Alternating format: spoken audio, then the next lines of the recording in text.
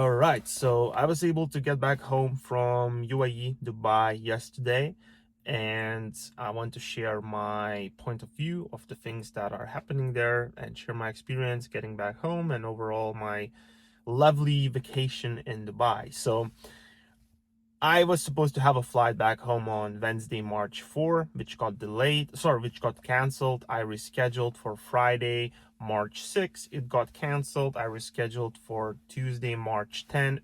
Yesterday, while flying home with a different flight, I got a notification that this is being canceled as well. So, first of all, I'm glad that I took that flight yesterday. And you know, I am not a resident in UAE, right? I just came there for vacation. So I was supposed to be home on Wednesday and my, trip got extended a little bit, which at first it was nice, but then, I have to go back home because I'm, building a house and stuff. So I have a lot of stuff to do. And side note, if I were to be a resident and live there long term, I don't know if I would be leaving at this point because I generally don't see much of a danger to your, to you living there because it's just, especially if you are in like Dubai Mall area in Business Bay area, like as stuff started happening for the whole week, I've seen only two missiles, I think, and heard only one or two explosions. It's not that crazy. That's what I'm trying to say. It's really not that crazy. The craziest and the most difficult part of it, mentally being there, is knowing that there's no flights for you to come back, right? There's definitely flights to other countries. I know if you go into India, it's pretty easy, I think, to go. And then you can go to Muscat, to Oman, and get a flight from there, right? But, as things are very fluid, so any moment, your flight could be canceled, right? And you generally just feel stuck. That's the point. That's the whole terrifying thing, that you can't just go and leave, right? And that's, besides that, alarms that you get on your phone are pretty terrifying as well. So this is how it went. February 28th, I have a meeting with my friend who lives there long term. He just lives in Dubai. I was again just visiting, and I go out to meet him on February 28th, and I jump into taxi, and the taxi driver is like, "Yo, they attacked! They attacked!" I was like, "What? What is happening?" They attacked the U.S. something embassy or base in Abu Dhabi. All right, I'm like, all right, cool. This is just gonna be probably done. That's fine. I mean, things happen and things escalate, and this is probably gonna be done in the next hour or so. And as we driving there, the GPS is not working for the driver. He literally just keeps writing the address I need to go to. I was going to Kite Beach, and the GPS is literally not working. And then he just opened a different app, I think Google Maps maybe, and it worked. And he drew me there. I met the friend. I had some coffee with him. We talked, and yeah, he just dropped me off back to my Airbnb. Me and my fiance later got ready, went to Dubai Mall. This is what we do every time we are in Dubai. We usually go for a long walks to Dubai Mall, and sometimes even go to the City Walk. If you've been to Dubai, you know it's a very cool way to go through the Dubai Mall. You go to City Walk, you maybe get some Five Guys or something, and come back, and everything seemed really fine. There was such a crowded Dubai Mall, fountain near the Burj Khalifa, the shows, everything is going on, the lights, as always, as usual, right? We come back home, and that's it. We have some dessert, I think, or something, and we go to sleep. I got this. Sorry, first we got back home, and I see that Burj Al Arab or something, this big white building, got hit as well. And I was like, all right, I totally get it. That's unfortunate, but things are gonna drop down tomorrow. Tomorrow we're gonna wake up. It's a new day. It's a new blank page, and nothing is gonna happen no more. That's what I was saying to my fiance, right? First of all, of course, I want to calm her down, and I was generally not scared at all. Like, generally, I just felt like super safe in UAE, and I still do, although I'm not there. But I'm not there for a different reason, because I do not live there. I was supposed to go home either way, right? Because I have business to run and I have a house to build, and I don't want to go bankrupt by staying there for a long time. I have clients and stuff that waiting for my work, and I generally can't work not having my desktop, not having my setup at home, right? It's just difficult for me to work on the laptop somewhere while I'm on vacation. It's so difficult mentally. I just want to go out. Anyways, besides the point. Okay, that happens. My fiance getting stressed. We go to sleep. At around 1 a.m. in the morning, we get this beep beep alarm. You get on your phone, and it says seek immediate shelter. All that good stuff. She's like, my fiance like, go to the lobby, ask where is the bunkers. If they have some. They obviously have. Each building has a underground parking. That's a bunker essentially. I go to the lobby. There are so many people there in the lobby, and some of them are crying. I'm like, what the hell? My hair, by the way, is just all over the place like this. It looks like I was electrocuted or something. And I was like, I sleep with a t-shirt.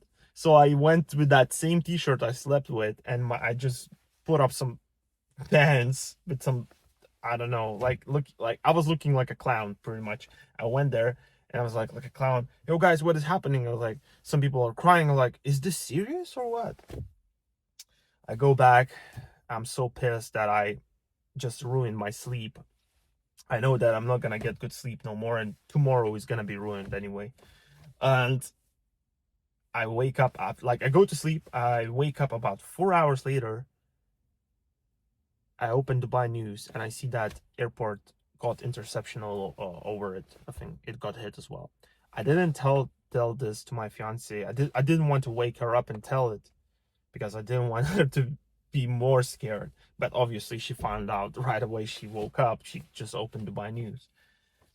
Yeah, that day was strange. We still went, I think, maybe we just went to the pool or something.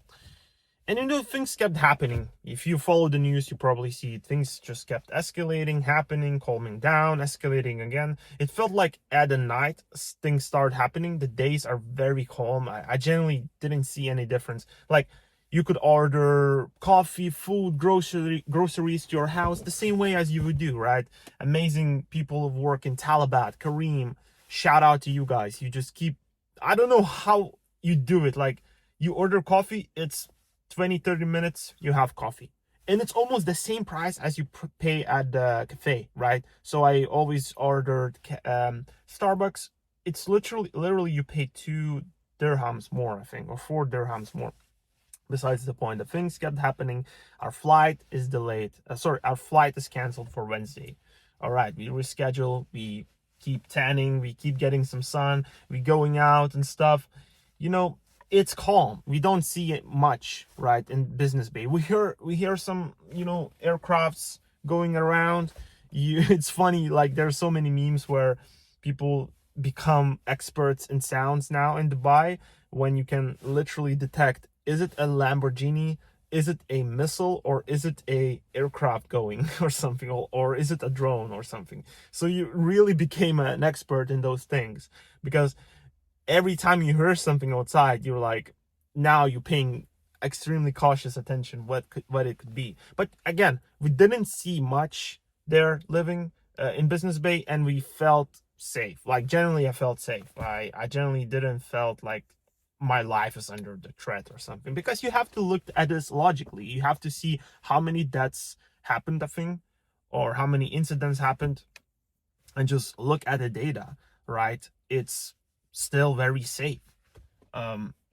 Besides the point, I just want to just share what happened in the middle of me going back home. And then on Thursday, we received another alert, and I was so done of these alerts, and I was done of waiting, knowing that probably our new flight that is gonna happen on March 10 is still gonna be canceled, because they keep canceling those flights. So I started looking for alternatives. I found an alternative to go to Muscat and to fly to Istanbul, and then when I'm in Istanbul, I can go back to my home country, Lithuania, anytime. right? There's definitely a lot of flights back home to my country from Istanbul. So I booked that flight from Muscat, Oman. I reserve a taxi to go to Oman, Muscat the next day. Um, our taxi driver, we packed the stuff and we left in the early morning. We go to the Muscat, right at the border on Oman. We see that there is a direct flight open from Abu Dhabi to our country. Bro, like now imagine this. The taxi from Oman is coming to pick us up. I just paid this guy to drop us at the border. There is a flight available for us to take straight to our home country from Abu Dhabi. And now I have to cancel the flight, I cancel the taxi, ask the taxi driver to get us back home, book new flights. There's so many hands I have to deal with. It's just like playing poker and bluffing. I don't know. It's just like so many decisions you have to make, right? Somebody pushes all in, you know, you have to call or fold, right? So folding in that case meant I'm going to Oman. Just felt, I don't know.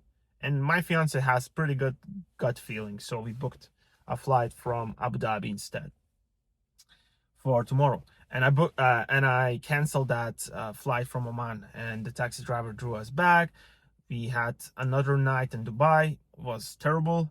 The bed was so, like, it felt like a rock. Honestly, it's just because we booked a new Airbnb. It just felt really bad. We woke up, packed our, like, we already had stuff packed. We left to Abu Dhabi. As we drive to Abu Dhabi, the new alarms coming up. The driver is like, yo, the Dubai airport just got hit. I was like, oh, nice. So there's like literally now 5% chances of me leaving today, of us leaving today, right? Because if the airport is getting hit, how likely is that the aircraft is gonna go and conduct the flights, right? As we arrived to but this happened in Dubai airport, not Abu Dhabi airport, okay? As we arrive at Abu Dhabi airport, I see the departure is being closed and the cars are not being allowed to departure. I was like, that's it, bro. That's it. We're not leaving. We're gonna stay in that Airbnb with a nice rocky bed. I'm gonna go out and have a good night of sleep again with no sleep, essentially. He drops us off. I asked the taxi driver to, stay around somewhere. Shout out to the guy, by the way. He's amazing. And shout out to all the people living in Dubai, bro. Like, you guys are such a good people. Like, I received so many story replies saying, yo, we can give you like accommodation if you need it. We can drop you. We can get you to places. We can give you a car. People are amazing there. But he drops us off in Abu Dhabi. We go airport. We see people are being gathered in parking lots. Like, what is happening? And they're saying that there was interception very close to Abu Dhabi airport. I was like, oh, nice. There's 2% chances of us, leaving today. But as we go through the airport, the check-in is happening. It's like, okay, check-in is good. We get the tickets. After the check-in, the gates are opening. Oh, nice. They're putting us in the airplane. We are in the airplane, about to take off, and we're just waiting, right? And I was like thinking, am I safer on the land, on the ground, or on this plane? I don't know, right? And I was genuinely really scared to fly, but the flight took off. We stopped at Egypt to fill up the gas, and we took off again, and we flew to our country, and that's it. Yeah, I generally was thinking of buying a car, like some sort of SUV in Dubai, in UAE, and just driving. But then I looked at a map. Guys, you're pretty, like, the countries you need to go through if you want to get to Europe is pretty, PvP zone. So it would be really difficult, especially if you buy some sort of car and they can see that the number plate is from UAE or something. I don't know how that would work. I asked ChatGPT and they told me not to do it. So I guess that wouldn't be a very, very cool, smart option. But that's it. That's all my experience of this thing. The most terrifying things were getting those alarms, and stress came in from arranging trip back home. All of the stuff that was happening wasn't really stressful to me. Honestly, I'm saying this honestly. Like, this was not really stressful. just getting back home was. And that's it. And that's my experience getting back home from Dubai, UAE. Thank you for watching.